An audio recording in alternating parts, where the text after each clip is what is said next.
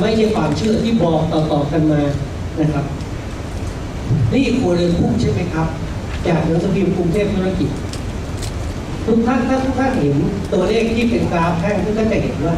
มีข้อดีก็คือว่าปริมาณหนี้มันเพิ่มขึ้นแต่ความโตหรือความเร็วของการเป็นหนี้ลดลงชะลอตัวลงมันก็ต้องเป็นอย่างนั้นนะครับเพราะว่าถ้าหนี้มันโตขึ้นมาถึงระดับหนึ่งมันก็ต้องชะลอตัวลงไม่มีใครก่อหนี้ได้ไม่มีที่สิ้นสุดนะครับไม่ว่าจะเป็นคนไม่ว่าจะเป็นบริษัทไม่ว่าจะเป็นประเทศขณะนี้เราอยู่ในภาวะที่มีหนี้โตขึ้นมานะครับตัวเลขที่ท่านเห็นเนี่ยครับ 82.3% ของ GDP 82.3% ของ GDP นะครับที่อเมริกาตอนที่มีปัญหา 85% ของ GDP ทุกท่านนึกภาพออกนะครับผมเอาไปให้ดูต่อครับนี่เป็นข้อมูลจากการสัมมนาที่สภาพัฒน์เป็นการสัมมนาประจำปีของสภาพัฒน์ไม่ว่าภาครัฐและเอกชนร่วม 2,000 คนไปประชุมที่เมืองทองธานีภาพนี้เป็นบอกเลยครับว่าพฤติกรรมการบริโภคที่เปลี่ยนไปและการเข้าถึงบริการทางการเงินที่เพิ่มขึ้นเป็นตัวแปรที่ทำให้ภาคครัวเรือนนี้ท่านผู้มีเกียรติครับให้ดูข้อมูลเป็นอย่างนี้นะครับกล่องที่ท่านเห็นเนี่ยครับกลุ่มนี้คือกลุ่มที่มีรายได้ไม่เกิน 10,000 บาทต่อเดือนครัวเรือนที่มีรายได้ไม่เกิน 10,000 บาทต่อเดือนทุกท่านอาจจะมองไม่ออกอยู่บ้านเช่ากินข้าวกล่องท่านนึกภาพออกไหมครับมีรายได้ไม่เกิน 10,000 บาทต่อเดือนเมื่อปี 2009 หรือปี 52 4,500 บาทเอาไปจ่ายหนี้เหลือกินใช้ประมาณ 5,500 ต่อเดือนนะครับปี 2556 10,000 บาท 6,000 บาท 6,100 บาทเอาไปชำระหนี้อีก 3,900 กินใช้เขาถามง่ายๆครับ30 วัน 3,900 อยู่ยังไงตัวเลขนี้ไม่ใช่เครดิตบูโรทำตัวเลขนี้เป็นตัวเลขที่สำนักงานสถิติแห่งชาติสภาพัฒน์และสถาบันวิจัยเป็นคนทำกลุ่มที่2ครับท่านผู้มีเกียรติดูกลุ่มที่2กลุ่มที่มีรายได้ตั้งแต่10,000 ถึง 30,000 บาทกลุ่มนี้คือมนุษย์เงินเดือนใช่ไหมครับพ่อค้าแม่ขายใช่ไหมครับปี56ทุกๆ 10,000 บาทใน 30,000 บาทเอาไปชำระหนี้ท่านจะเห็นเลยครับไลฟ์สไตล์ของคนกลุ่มนี้ทุกๆวันที่เดือนออกทุกท่านเคยเห็นคนไปทำบุญ9 แบงค์ไหมครับถือใบแจ้งหนี้เป็นปึกแล้วเดินไปตามเคาน์เตอร์แล้วจ่าย1 ใน 3ของรายได้เอาไปจ่ายหนี้มันเป็นเพราะอะไรนะครับส่วนกลุ่มอื่นๆท่านอ่านออกครับผมให้ดูต่อครับตัวเลขสภาพัฒน์แถลงในรายงานภาวะสังคมครัวเรือนไทยทั้งหมดเนี่ยนะครับจากการสำรวจเป็น National Survey นะครับครัวเรือนไทยเนี่ยนะครับมีรายได้ประมาณ 25,400 บาทมีค่าใช้จ่าย 19,000 บาทสุทธิแล้วจะเหลือ 6,000 บาททุกๆเดือนเรามีเงินเหลือประมาณ 6,000 บาทครัวเรือนโดยเฉลี่ยท่านผู้มีเกียรติดูหนี้สิครับมีประมาณ 160,000มีเงินเหลือแต่ละเดือน 6,000 มีหนี้ 160,000ต้องใช้เวลาชำระหนี้ก้อนนี้กี่ปีอย่างน้อยก็ต้องมากกว่า2 ปีถูกไหมครับถ้ามันรวมดอกเบี้ยกินใช้เนี่ยนะ 75% ของรายได้เรามีเงิน 6,000 บาทสมมติเราอยู่ตรงนี้ 6,000 บาทถ้าไม่ไปออมก็ต้องเอาไปชำระหนี้ถูกไหมครับเพียงพอหรือไม่ผมเชื่อว่าถ้าผู้มีเกียรตินึกภาพออกนะนี่คือสถานการณ์ที่เป็นจริงตัวเลขมันจะทางหลวงทางการสำรวจไม่มีใครไป abuse หรือไปบิดเบือนตัวเลขพวกนี้ได้ตัวเลขเศรษฐกิจไทยจากการประมาณการธนาคารโลกให้ 3% ธนาคารพัฒนาเอเชียให้ 2.9 ธนาคารประเทศไทยให้ 2.7 กระทรวงการให้ 2.6 ศูนย์วิจัยไทยพาณิชย์ให้ 2.4 ศูนย์วิจัยกสิกรไทยให้ 1.8 อาจารย์วีรพงษ์รามมังคูลให้ 0 ราคาเนื้อหมูเพิ่มขึ้น 20%นี่ครัวเรือนอยู่ที่ 82.3% ผมคิดว่าท่านอ่านภาพนี้แล้วมองด้วยใจเป็นธรรมคิดอย่างมีวิชาการไม่อยู่บนอคติของความเชื่อและอยู่บนความจริงของทางวิชาการทุกท่านก็ทราบว่านี่คือปัญหาถ้าเงินเฟ้อมันขึ้นไปเรื่อยๆ รายได้มันไม่โตตามอะไรจะเกิดขึ้นแล้วเราก็ยังเชื่อว่าเข้าไม่ถึงสินเชื่อ12 เดือนเรามีหนี้1 ล้านที่เพิ่มขึ้นถ้าลองเอาเหตุผลมาโต้แย้งกับผมครับว่าเข้าไม่ถึงสินเชื่อยังไงเข้ามากไปหรือเปล่ามันก็เป็นคำถามต่อนะครับท่านทราบไหมครับผมย้อนกลับไปได้ปี 2540 ปีที่เราเกิดวิกฤตทางการเมืองปี 2540 มีหนี้เสียอยู่ในระบบเท่าไหร่ทราบไหมครับ 47.4% นะครับปล่อยกู้ไป100 บาทเนี่ยเก็บหนี้ไม่ได้เลยมีปัญหาเป็นหนี้เสียหนี้เน่าหนี้ที่มีปัญหาเนี่ย47 บาทไม่มีธุรกิจไหนยืนอยู่ได้ครับหลายท่านที่เป็นผู้ฝากเงินวันนั้นท่านตื่นตระหนกไหมครับหลายท่านที่เป็นผู้ฝากเงินที่มีอายุเยอะวันนั้นท่านต้องไปเปลี่ยนตั๋วจำได้ไหมครับท่านต้องไปเปลี่ยนตั๋วตามโครงการหนี้เสียที่มันเกิดขึ้นจากการปล่อยหนี้แล้วต้องไปมีปัญหากับทางผู้ฝากเงินมันมีความเกี่ยวโยงกันถูกไหมครับเพราะเขาต้องเอาเงินฝากมาปล่อยสินเชื่อถูกไหมครับทำไมวันนี้เราเหลือแค่ 3% หลักจาก47ทำไมวันนี้เราเหลือ 3%ผมไม่ได้โกหกด้วยผมเอาตัวเลขที่ Moody Investor Service ทำขึ้นมาให้ดู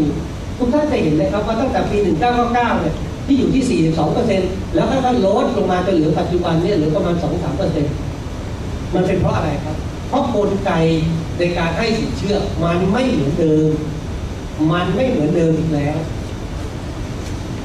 ท่านไม่สามารถจะอยู่ในโลกเก่าๆโลกใบเดิมที่ท่านคิดว่าเดินไปที่แบงค์คุยกับผู้จัดการสาขารู้จักกับผู้จัดการสาขาแล้วท่านจะได้สินเชื่อ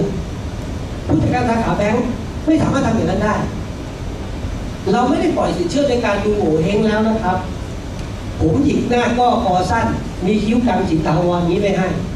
มันไม่มีอยู่แล้วระบบทุกวันนี้คือดูตามข้อมูลที่เชื่อถือได้ดูสมุดพกดูความเป็นจริงมันมีความเข้มงวดเกิดขึ้นตัวอย่างง่ายๆที่ผมได้เล่ากับท่านการฟังผู้จัดการสาขาแบงก์แต่ก่อนคือคนที่ทรงอิทธิพลและมีอำนาจในการตัดสินใจในการให้สินเชื่อปัจจุบันผู้จัดการสาขาแบงก์ทำอะไรครับถ้าหน้าร้อนนี่ก็ต้องถามคนบัตรคิวยังครับกินน้ำช้ายังครับร้อนมาถูกไหมครับผู้จัดการสาขาแต่ก่อนเคยนั่งอยู่ข้างในสุดตอนนี้เราเห็นมานั่งอยู่นอกสุดเหมือนตู้ปลาทองเลยต้องนั่งอยู่ข้างนอกโลกมันเปลี่ยน mindset เราเปลี่ยนไหมวิธีคิดเราเปลี่ยนไหมเราจะเชื่อแบบเดิมไหมทั้งที่ข้อมูลก็เห็นมันตามตาเวลานี้ว่าโลกมันเปลี่ยนวิธีการมันเปลี่ยนหลังจากที่มีวิกฤตทางเศรษฐกิจนี่คือกรอบครับนี่คือกรอบว่าถ้าเศรษฐกิจต่อไปจะดีผมเอาข้อมูลนี้มาจากวารสารพระสยามของธนาคารแห่งประเทศไทยในบทความที่เขียนโดยท่านรองผู้ว่าการธนาคารประเทศไทยท่านอาจารย์เกิดวณิกุลนะครับท่านรองผู้ว่าการเกิดท่านเขียนไว้เลยครับว่าปัจจัยที่จะมีเสถียรภาพต่อระบบสถาบันการเงินที่จะส่งผลกลับไปถึงเศรษฐกิจที่ดีก็คือว่าสถาบันการเงินจะต้องมีสิ่งที่เรียกว่าโครงสร้างพื้นฐานทางโครงสร้างพื้นฐานของระบบหรือ financial infrastructure ระบบบัญชีระบบกฎหมายข้อมูลเครดิตระบบสถาบันการเงินต้องมีระบบการบริหารความเสี่ยงมีเรื่องธรรมาภิบาลการสร้างความเชื่อถือของประชาชนใช่ไหมครับต้องมีเรื่องระบบประกันเงินฝากเกิดขึ้นก็เป็นเรื่องที่ผมกับท่านอาจารย์วัชชัยกับทางแบงก์ชาติทางกระทรวงคลังก็ต้องเดินสายไปทั่วประเทศนะครับบรรยายในเรื่องพวกนี้เราไม่เคยมีสิ่งนี้นะครับก่อนปี 40 หรือมีก็มีอาจจะไม่ครบถ้วนสมบูรณ์พอเกิดวิกฤตในปี 40 IMF ก็เข้ามา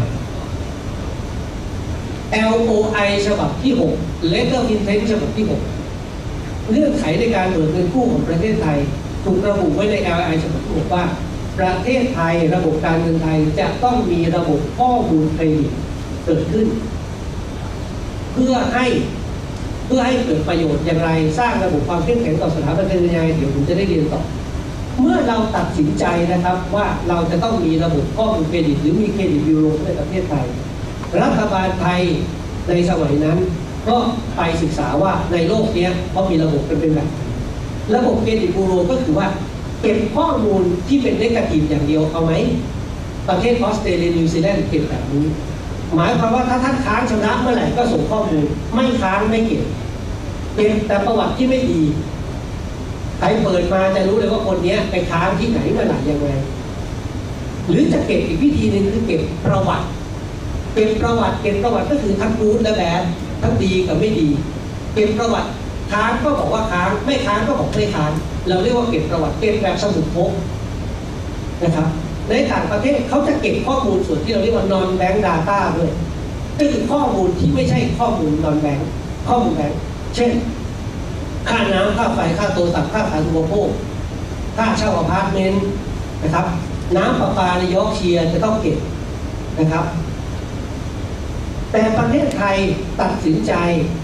นะครับเก็บเฉพาะข้อมูลประวัติของสินเชื่อประวัติสินเชื่อเท่านั้นนะครับไม่มีการเก็บแม้แต่เบอร์โทรศัพท์ผมไม่เก็บแต่ประวัติสินเชื่อมีกี่บัญชีมีที่ไหนบ้างแต่ละเดือนใช้ครบใช้ตรงหรือไม่ค้างหรือไม่ค้างเก็บตามประวัติตามข้อเท็จจริงนะครับเมื่อประเทศไทยเรายอมรับว่าเราจะเก็บแบบนี้ปุ๊บถ้าเราดูประเทศจีนเก็บข้อมูลยังไงครับท่านดูภาพตรงนี้ครับประเทศจีนเก็บนะครับ SME ในประเทศจีนถูกปรับเรื่องสิ่งแวดล้อมเก็บครับว่าทำธุรกิจแล้วไปทำลายสิ่งแวดล้อมถูกปรับถูกดำเนินคดีเก็บค่าโทรศัพท์เก็บเรื่องภาษีด้วยไปจ่ายภาษีเก็บทุกสิ่งอันให้อยู่ในระบบนี้800 ล้านเรคคอร์ดที่ประเทศจีนแล้วสถาบันการเงินทุกประเภทของประเทศจีนเก็บหมดธนาคารในมณฑลธนาคารไม่ว่าธนาคารเล็กธนาคารใหญ่เก็บหมดประเทศที่เขาสั่งให้หลังคาทั้งมณฑลเป็นสีแดงได้ทำไมเขาบริหารเศรษฐกิจเขาได้ 7.5 เป็น 7.5 2 เป็น 2 3 เป็น 3เขามีข้อมูลเลยครับทุกสิ่งอันมีข้อมูลเป็นการตัดสินใจการทำอะไรก็ทำได้ง่ายนี่คือประเทศจีนที่เป็นต้นแบบที่เป็นตัวอย่างให้เราแต่ประเทศไทยเราตัดสินใจเก็บเฉพาะสิ่งที่เรียกว่าสินเชื่อและบัญชีสินเชื่อเท่านั้นเป็นผลที่มีการออกกฎหมายทุกท่านครับเมื่อผมก็เรียนกฎหมายมาบ้างเมื่อเวลาเราอยากจะรู้ว่าทำไมต้องมีสิ่งนี้และทำไมต้องออกกฎหมายให้ไปอ่านหมายเหตุท้ายพระราชบัญญัติก็จะเห็นว่าเหตุผลที่ออกกฎหมายคืออะไรทุกท่านลองอ่านดูครับเหตุผลก็เขียนไว้อย่างชัดเจนแล้วมันจะอยู่กับเราได้เป็น100 ปีตราบใดที่กฎหมายนี้ยังไม่ถูกทิ้งไปมันเป็นกฎหมายที่บ่งบอกให้รู้ถึงข้อบกพร่องผิดพลาดที่เกิดขึ้นในอดีตโดยที่การให้กู้ยืมหรือให้สินเชื่อจำเป็นต้องมีข้อมูลเกี่ยวกับฐานะทางการเงินและประวัติการชำระหนี้ของลูกค้าอย่างเพียงพอว่า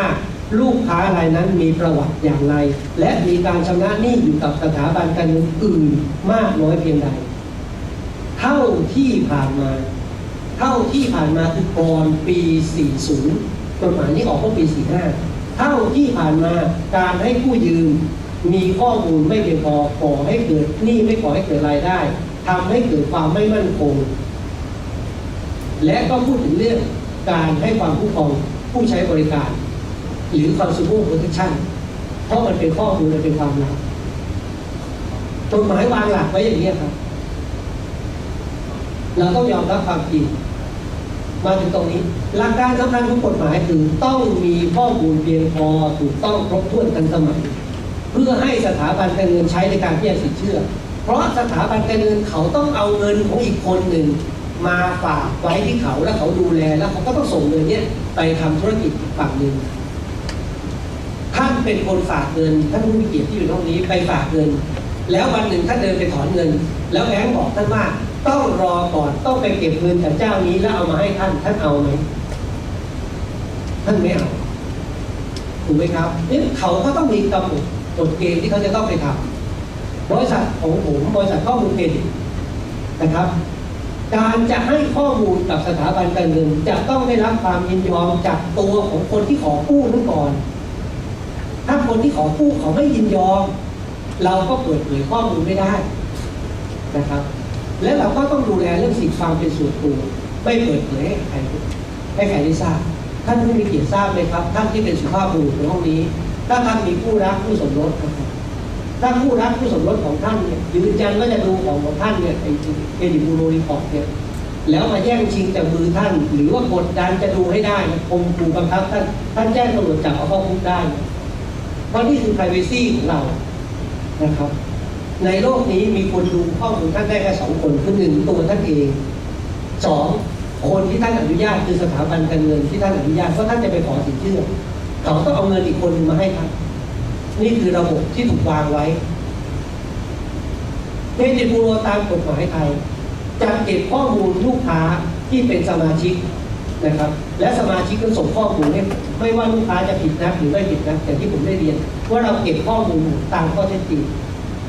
เราแก้ไขข้อมูลให้ต่างไปจากที่เขาส่งมาไม่ได้เพื่อเป็นหลักประกันว่าผมจะไม่ถูกแทรกแซงเข้าไปแก้ให้เป็นคุณเป็นโทษกับใครและกฎหมายวางหลักวางโทษไปแล้วด้วยนะครับการเปิดเผยของข้อมูลเครดิตจะต้องได้รับความยินยอมซึ่งเดี๋ยวผมจะได้รายละเอียดทุกท่านอ่านดูสิครับว่าบทลงโทษมีไม่กี่ประเทศในโลกนี้ครับที่การส่งข้อมูลการดูแลข้อมูลการจัดการข้อมูลนะครับมีโทษในทางอาญาจำคุกเลยนะครับตั้งแต่1 ปีถึง10 ปีปรับนะครับตั้งแต่100,000 ถึง 500,000แล้วปรับอีกทุกวันวันละ10,000 บาทจนกว่าจะทำให้ถูกต้องใช้ข้อมูลผิดวัตถุประสงค์นะจำคุก5 ปีถึง10 ปีหลายท่านร่ำเรียนกฎหมายมาท่านก็ทราบว่าไอ้โทษ5 ปีเนี่ยถ้าเกิดผิดจริงศาลไม่อาจรอลงอาญาได้